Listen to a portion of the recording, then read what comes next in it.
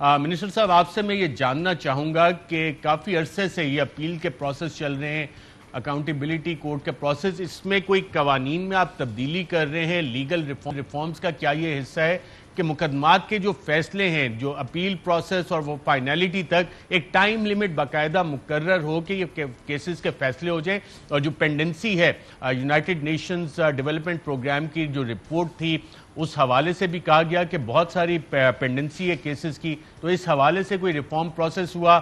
آپ نے کوئی اس حوالے سے ریکمنڈیشن بطور پلاننگ منسٹر حکومت کے سامنے رکھی ہیں؟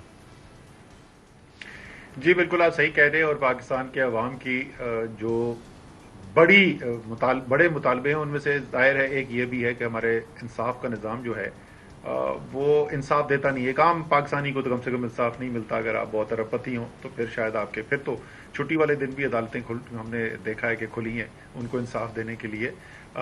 لیکن اس کے اوپر ترجیحاتی بنیاد کے اوپر وزیر اعظم نے ہدایت کی تھی.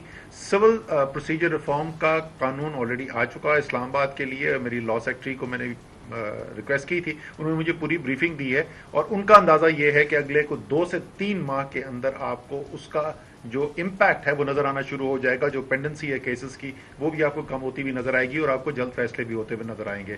پچھلی کابینہ کی میٹنگ جو تھی، یعنی کل کی جو میٹنگ تھی، اس کے اندر وزیر اعظم نے دوبارہ ان سے پوچھا تھا کو تقریباً 1 مہینہ پہلے یا 2-3 ہفتے پہلے لا منسٹر سے فروغ نسیم صاحب سے کہ وہ کہاں پہنچا. تو انہوں نے بڑی ایک ضخیم کتاب ہمیں دکھائی جو مرتب کر لی گئی ہے کرمنل لا کے ریفارمز کے لیے، اور اس کا مقصد بھی یہی ہے کہ وہ مقدمات جو 15-15 20-20 سال چلتے رہتے ہیں ان کو کس طریقے سے ایک بالکل ایک محدود عرصے کے اندر لایا جائے، جب اور ساتھ ساتھ ظاہر ہے قانون کے تقاضے بھی پورے ہوں. تو یہ ان کی پوری سفارشات مرتب کر دی گئی ہیں. وہ کابینہ کے سامنے شاید اگلی میٹنگ میں یا اس سے اگلی میٹنگ کے اندر جو ہے وہ پوری پریزنٹیشن کر دیں گے، ان کی منظوری ہو جائے گی. اور اس کے بعد یہاں تک فیصلہ ہو چکا ہے کہ کنونشن سینٹر کے اندر باقاعدہ تمام بار کونسلز کو بلایا جائے گا، اور سب لوگوں کو بلا کر وہ جو قانون جو تبدیل کرنے جا رہے ہیں اس کے بارے میں بتایا جائے گا. تو بالکل وہ کام مکمل ہو چکا ہے، بڑی محنت ہوئی ہے اس کے اوپر، اور اب وہ امپلیمنٹیشن کی سٹیج پر جا رہا ہے. رائٹ. اور نئی احتساب عدالتیں بنانے کے لیے، نئے احتساب عدالتوں میں جج صاحبان تعینات کرنے کے لیے بجٹ میں کوئی ایلوکیشنز ہیں آپ کی طرف سے؟ پروپوزلز اس حوالے سے حکومت کے سامنے ہیں اس وقت؟ پروپوزل تو اس کے آئیں گے لا منسٹری سے. جتنی بھی انصاف کے نظام کو بہتر کرنے کے لیے جو بھی فنڈنگ کی ضرورت ہوتی ہے وہ ظاہر ہے ایک ترجیحاتی بنیاد پہ کی جاتی ہے. اسلام آباد ہائی کورٹ کی اس وقت پروجیکٹ چل رہا ہے، اس کے لیے فنڈنگ ہے. اگلے جو PSDP ہے کراچی میں نئی سپریم کورٹ رجسٹری کے لیے پروجیکٹ کے لیے کہ شامل ہے، اس کے لیے فنڈنگ ہے. اور جو بھی ان اصلاحات کو امپلیمنٹ کرنے کے لیے فنڈنگ کی ضرورت ہوگی، فنڈنگ اس کی راہ میں رکاوٹ نہیں بنے گی.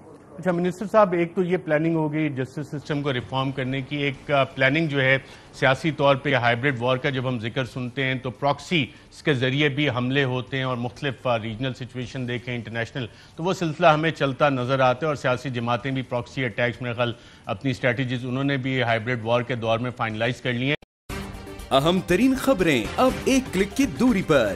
آپ کے پسندیدہ ٹاک شوز ہوں یا اہم ملکی یا غیر ملکی شخصیات کی نیوز کانفرنسز، ہر لمحہ باخبر رہنے کے لیے سبسکرائب کریں ہمارا YouTube چینل.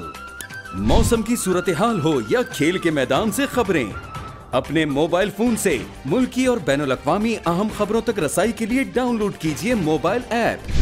باوثوق ذرائع سے مصدقہ خبروں، تجزیوں اور تبصروں سے مستفید ہونے کے لیے وزٹ کیجیے پاکستان کی سب سے بڑی نیوز ویب سائٹ www.arYnews.tv.